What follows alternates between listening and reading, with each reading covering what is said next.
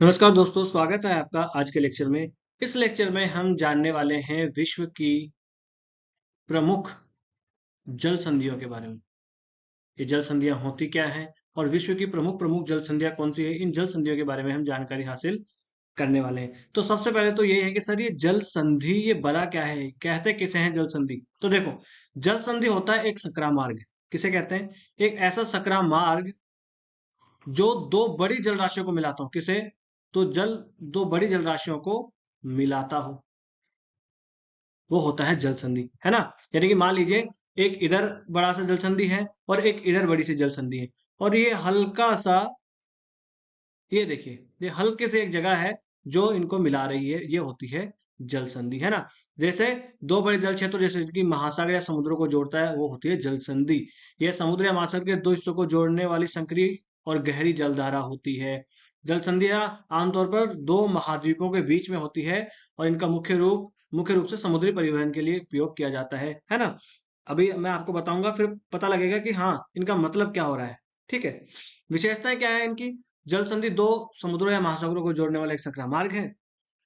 जल संधि अक्सर व्यापार, नौवहन और रणनीतिक दृष्टि से महत्वपूर्ण होती है। रणनीतिक दृष्टि से महत्वपूर्ण कैसे होती है? जैसे कि ये देखिए, यहाँ पर क्या है, मलक्का स्टेट। अभी आगे आपको बताऊंगा मैं, ठीक है। फिर जल संधियां पर आमतौर पर जल मार्गों के बीच परिवहन के लिए प्रयोग की जाती है। तो इन जल संधियों से होकर परिवहन किया जाता है। बड़ी बड़े जहाज जो होते हैं ना, वो जहाज इधर से होकर गुजरते हैं, उसके लिए महत्वपूर्ण होती है। ये जल संधियों के बारे में हमने देख लिया, ठीक है। अब देख लेते हैं विश्व की प्रमुख प्रमुख जल संधियों के बारे में। पहली है मलक्का जल संधि, है ना। ये मलक्का जल संधि देखिए, ये रहा, ये है मलेशिया यहाँ पर, और ये है इंडोनेशिया, है ना। ये इंडोनेशिया का सुमात्रा है। क्या है? ये इंडोनेशिया का सुमात्रा द्वीप है। इंडोनेशिया में तीन है ना, सुमात्रा, जावा और बोर्नियो, है ना। हाँ, तो ये तीन द्वीप है इंडोनेशिया में, मोटे मोटे, और वैसे तो बहुत हैं। तो ये है इंडोनेशिया का सुमात्रा द्वीप और ये है मलेशिया। यहाँ पर देखिए छोटा सा आपको एक देश देखने को मिलेगा। ये छोटा सा देश जो है, ये छोटा सा देश है, ये है सिंगापुर। कौन है? सिंगापुर है, ठीक है जी। ठीक है साहब। तो ये देखिए आपको, ये जो आपको दिख रही है यहाँ पर, ये है स्टेट ऑफ मलक्का। क्या है?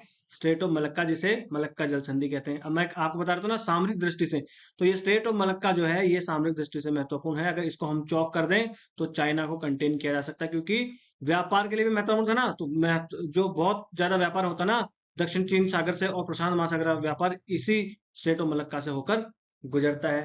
ठीक है साहब। फिर आ जाता है हॉर्मुज जल संधि। कौन सी जल संधि? हॉर्मुज जल संधि। तो हॉर्मुज जल संधि कहाँ है? देखिए, ये है यहाँ पर ईरान, और ये यहाँ पर क्या है? यूएई, और ये है ओमान। तो ये है ईरान और ओमान के बीच में। आपको लग रहा होगा ये तो यूएई होगा, पर नहीं। ये जो टिप है ना यहाँ, ये किसकी है? ये ओमान की है, ठीक है ना। तो ये ओमान और ईरान, इन दोनों के देशों के बीच में, और किसे किसे मिलाती है? ये फारस की खाड़ी और अरेबियन सी, यानी अरब सागर। किसको? फारस की खाड़ी और अरब सागर को ये मिलाती है, ठीक है। ये हमने देख लिया है। तो और ये देखिए, ये है एक सामरिक दृष्टि से महत्वपूर्ण क्षेत्र। ये हो गया हॉर्मुज जल संधि, ईरान और ओमान के बीच में। ठीक है साहब, आगे आ जाते हैं। फिर है बॉस्फोरस जल संधि। तो पहले देखिए, मैं आपको बता दे रहा हूँ, ये है पूरा का पूरा अपना यहाँ पर भूमध्य सागर। क्या है?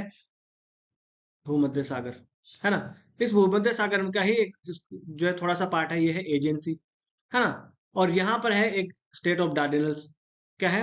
डार्डेनल्स जल संधि। देखिए, देखते जाइए यहाँ पर, डार्डेनल्स जल संधि कहाँ पर है? ये जल संधि, ये टर्की, और इधर जो है ये ग्रीस वाला क्षेत्र है।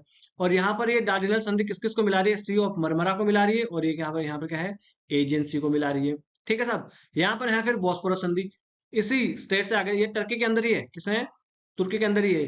फिर इससे आगे आप जाओगे तो ये जो आपको दिख रही है ब्लैक सी और सी ऑफ मरमरा को मिलाने वाली ये जो जल संधि है छोटी सी, इसे ये है बॉस्फोरस जल संधि। और जो इस्तांबुल है ना, तुर्की की राजधानी इस्तांबुल, वो इसी बॉस्फोरस जो स्टेट है वहीं पर अवस्थित है। ये आपको याद रखना है। और इसी बॉस्फोरस स्टेट से होकर ही ब्लैक सी से भूमध्य सागर में आया जाता है। ठीक है साहब, आ जाते हैं आगे। आगे हम देखेंगे बेरिंग जल संधि के बारे में। किसके बारे में? बेरिंग जल संधि। ये बेरिंग जल संधि कहाँ है? देखिए, ये रही बेरिंग जल संधि। यहाँ क्या है? रूस। रूस का जो साइबेरिया है, वो वाला क्षेत्र है। रूस का जो फार ईस्ट वाला क्षेत्र है, उसे क्या कहते हैं? उसे कहते हैं हम साइबेरिया। तो यहाँ पर ये साइबेरिया, और ये क्या है?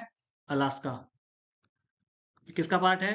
यूएस का। आपका होगा सर यहाँ तो कनाडा नहीं, मगर ये जो लाइन दिख रही है ना आपकी, ये सीमा बनाती है कनाडा और यूनाइटेड स्टेट्स की, है ना।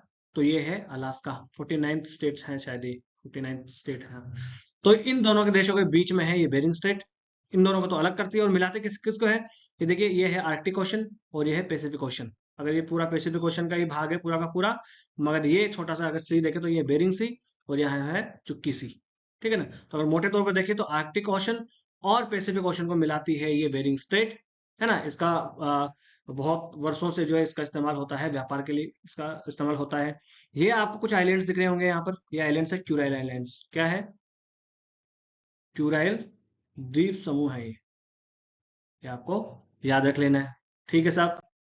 आगे आ जाते हैं, आगे क्या है, अब आ जाता है यहाँ देखिए, ये है भारत और ये है श्रीलंका। इतना तो आप जानते हैं मैप, अगर ज्योग्राफी पढ़ने बैठे हैं तो।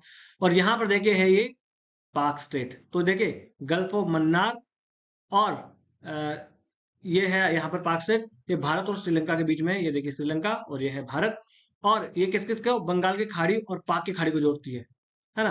ये जो आपको दिख रही है ये पाक स्टेट, पाक बे यानी पाक की खाड़ी, और ये इधर पूरा का पूरा क्षेत्र कौन सा है, बंगाल की खाड़ी। जैसे अपना ये भारत है ना, तो इधर बंगाल की खाड़ी है, और इधर क्या है, अरब सागर। क्या है इधर, अरब सागर है ना। तो ये है तो बंगाल की खाड़ी, ये रही पूरी की पूरी, और ये जो है इधर पाक बे है, पाक की खाड़ी है। इन दोनों को मिलाती है ये पाक स्टेट छोटी सी। और यहाँ से जो छोटे मोटे जहाज जाते हैं ना, उनके लिए महत्वपूर्ण, हालांकि बड़े जहाज यहाँ से नहीं जा सकते, ये राम सेतु जो है ना, इसकी वजह से बड़े जहाज नहीं जा पाते। इसलिए हमारे भारत में जो बड़े जहाज हैं, उनको पश्चिमी कोस्ट से अगर पूर्वी तट पे जाना हो तो वो ऐसा पूरा श्रीलंका का चक्कर लगा के जाते हैं, ठीक है जी। ये हमने देख लिए पाक जल संधि, ये बहुत ही महत्वपूर्ण जल संधि है, ठीक है। फिर आगे आ जाते हैं।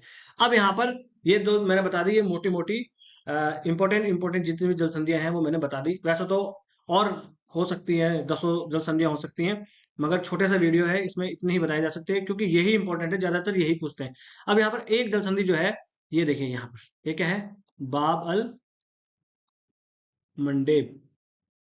बाब अल मंडेब जल संधि है। ये देखिए यहाँ पर है लाल सागर।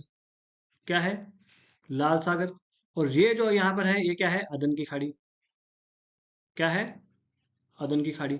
हाँ, तो इस लाल सागर और अदन की खाड़ी को मिलाता है कौन, ये बाब अल मंडेब जल संधि, ये आपको याद रखना है, ठीक है।